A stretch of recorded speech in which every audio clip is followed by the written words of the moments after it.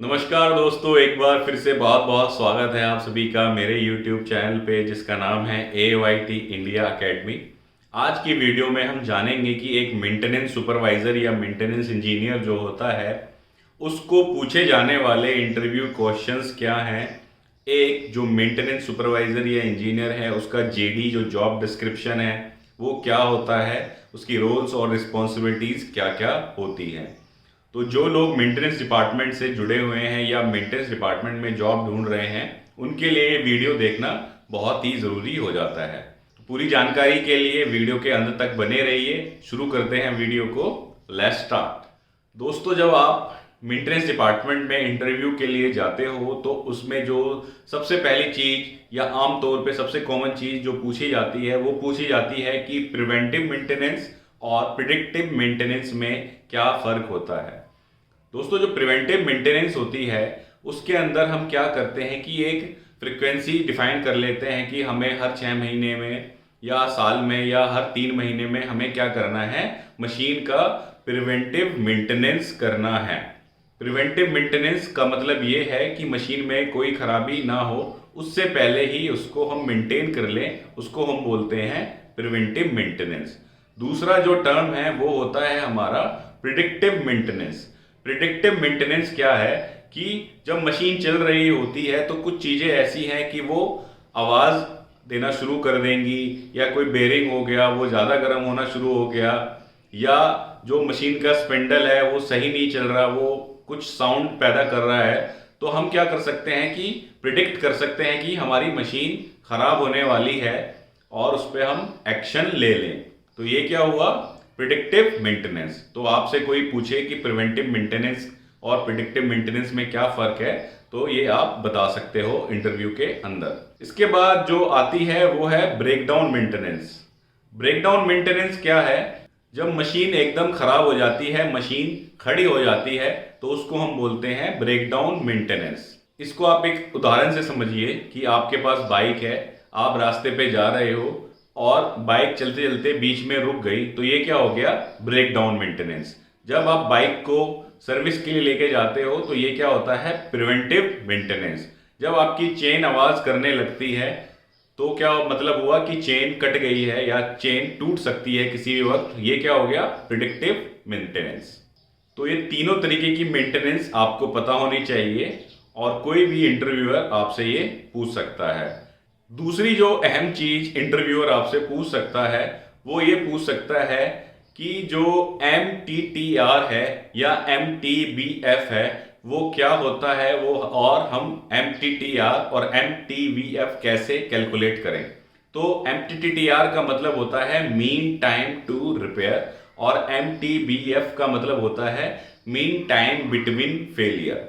Mean time to repair का मतलब है कि जब कोई ब्रेकडाउन हुआ तो उसको रिपेयर करने के लिए मीन टाइम क्या लगा, उसको हम बोलेंगे मीन टाइम टू रिपेयर। और MTBF है कि दो ब्रेकडाउन, जब हमारे कंपनी के अंदर मान लीजिए कि 10 ब्रेकडाउन हुए और उन 10 में से हर एक के बीच में डिफरेंस कितना था, टाइम डिफरेंस कितना था ब्रेकडाउन होने से पहले, मीन टाइम डिफरेंस कितना था, उसको हम बोलते हैं MTBF।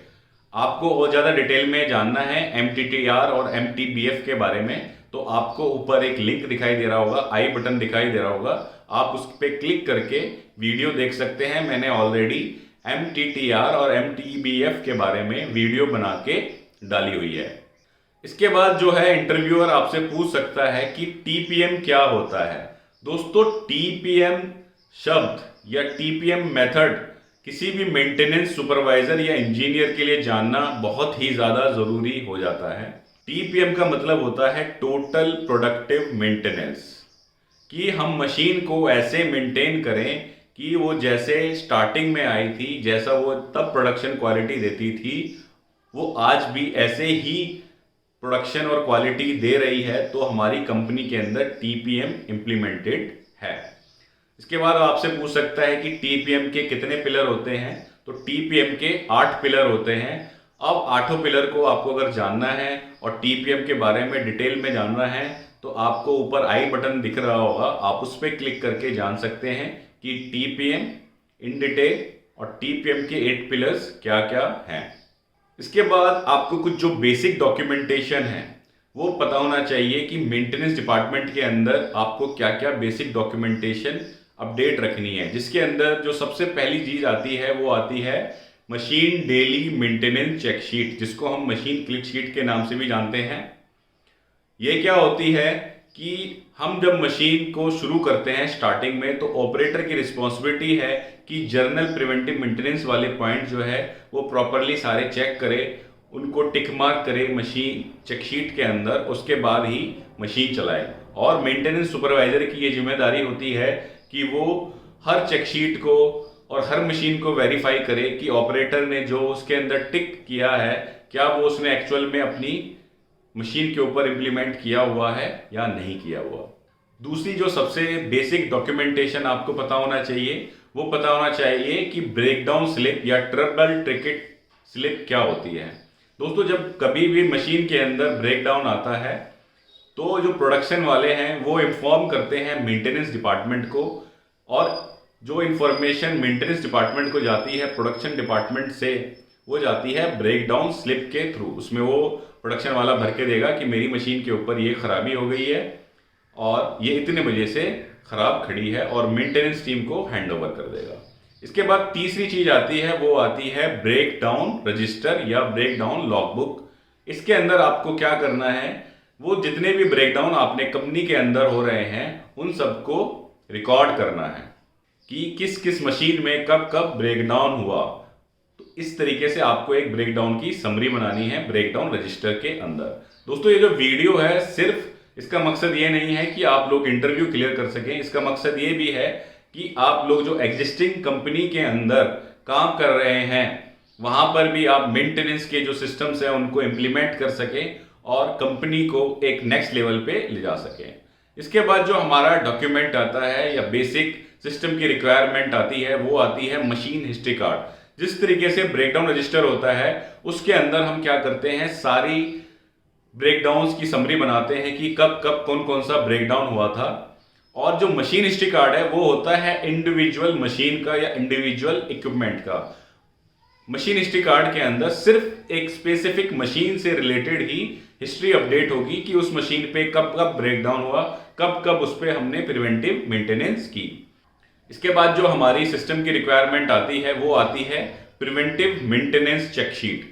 जैसे कि एक डेली की प्रिवेंटिव मेंटेनेंस चेक शीट होती है, ऐसे ही जो हम क्वार्टरली या हाफ ईयरली या ईयरली जो भी हम मशीन के ऊपर मेंटेनेंस करने वाले हैं उसको हम बोलते हैं प्रिवेंटिव मेंटेनेंस चेक शीट। वो भी आपके पास हर मशीन की होनी चाहिए कि आपको हर 3 महीने में या हर 6 महीने में मशीन के ऊपर प्रिवेंटिव से रिलेटेड क्या क्या काम करने हैं।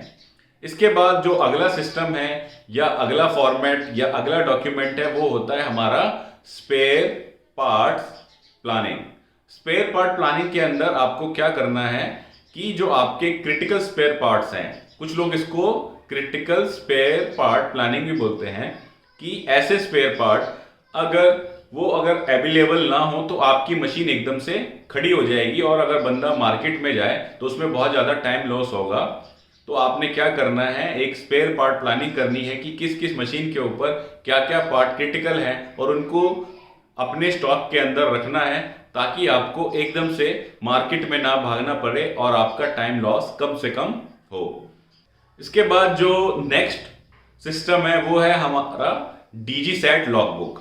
DGSAT लॉगबुक क्या होती है, इसके अंदर हमें हमारा जनरेटर कब कब चला, उसके अंदर कितना डीजल डला, कब कब उसका ऑयल चेंज हुआ, कब कब उसकी सर्विसिंग हुई, तो वो हमें सारा रिकॉर्ड रखना है DG लॉगबुक के अंदर, जिससे कि हम पूरी हिस्ट्री देख सकें अपने जनरेटर की कि कब कब वो चला है, उसने तेल कितना पिया है और उसकी सर्विसिंग कब हुई है और उसके कितने रनिंग आवर्स हैं।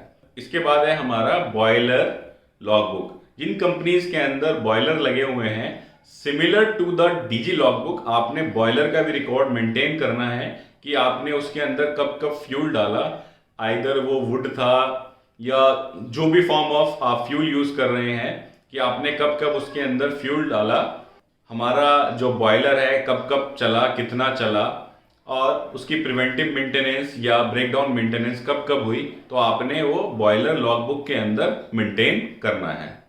इसके बाद जो हमारा नेक्स्ट सिस्टम है वो है preventive maintenance plan. Preventive maintenance plan के अंदर आपको क्या करना है कि आपकी मशीन की लिस्ट आपके पास होनी चाहिए और आपको पता होना चाहिए कि आपने किस किस मशीन के ऊपर प्रिवेंटिव मेंटेनेंस करना है, किस किस महीने में करना है। इसके अंदर आप क्या करेंगे, प्लान और एक्चुअल रिकॉर्ड करेंगे कि किस मशीन का कब आपने प्लान किया था प्रिवेंटिव करने का और कब आपने उसको एक्चुअल में किया। दोस्तों सबसे अहम और सबसे जरूरी जो सिस्टम है या फॉर्मेट है मेंटेनेंस डिपार्टमेंट के लिए वो है आपके पास मास्टर लिस्ट ऑफ मशीन्स होना चाहिए। मास्टर लिस्ट ऑफ मशीन के अंदर आपकी जितनी भी मशीनें हैं उसकी आपके पास पूरी प्रॉपर लिस्ट होनी चाहिए, किस लोकेशन में वो मशीन है, मशीन की पिक्चर होनी चाहिए, किस मैन्युफैक्चरर की है, ईयर ऑफ इंस्टॉलेशन, कब आपने उसको इंस्टॉल किया था, कितनी कैपेसिटी की है, क्या उसकी कोई हमने प्रिवेंटिव मेंटेनेंस चेकशीट बना रखी है, क्या हमने उसकी एएमसी दी हुई है। तो ये आप एक प्रॉपर एक पूरी मैट्रिक्स बनाएंगे और उसको हम बोलेंगे मास्टर लिस्ट ऑफ मशीन्स। इसके बाद आपके पास होना चाहिए कि जितने भी हमारे अर्थ पिट्स हैं, जितने भी हमारे अर्थिंग पॉइंट्स हैं, वो आपको मंथली चेक करने हैं कि उनकी क्या वोल्टेज आ रही है, कहीं कहीं तो कोई करंट या वोल्टेज तो लीक नहीं हो रहा, कि अर्थिंग काम कर रही है या नहीं कर रही। इसके बाद जो नेक्स्ट फॉर्मेट है या नेक्स्ट सिस्टम है वो है आपका lux level monitoring. Lux level monitoring के अंदर आपने क्या करना है कि हर मशीन के ऊपर डिफाइंड लक्स लेवल जो है उनको मेजर करना है, अगर उसमें कमी है तो आपको एज पर स्टैंडर्ड उसको इम्प्रूव करना है।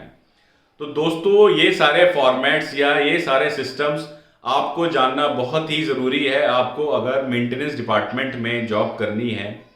अगर आप लोगों को ये सारी चीज़ें इन डिटेल जाननी है तो आप एक कमेंट बॉक्स के अंदर एक कमेंट कर सकते हैं कि आपको इसके ऊपर इंडिविजुअल ट्रेनिंग चाहिए, तो उसकी जो सारी डिटेल है आपको शेयर कर दी जाएंगी। उम्मीद है दोस्तों आप लोगों को वीडियो पसंद आई है। वीडियो अगर पसंद आई है तो वीडियो को लाइक करना ना भूलें। साथ ही साथ अगर आप लोग चैनल पे नए हैं तो चैनल को आप सब्सक्राइब करिए और वीडियो को शेयर करिए अपने दोस्तों के साथ, ताकि ये जो इन्फॉर्मेशन है ज़्यादा से ज़्यादा लोगों तक पहुँच सके और सभी लोगों के काम आए। धन्यवाद।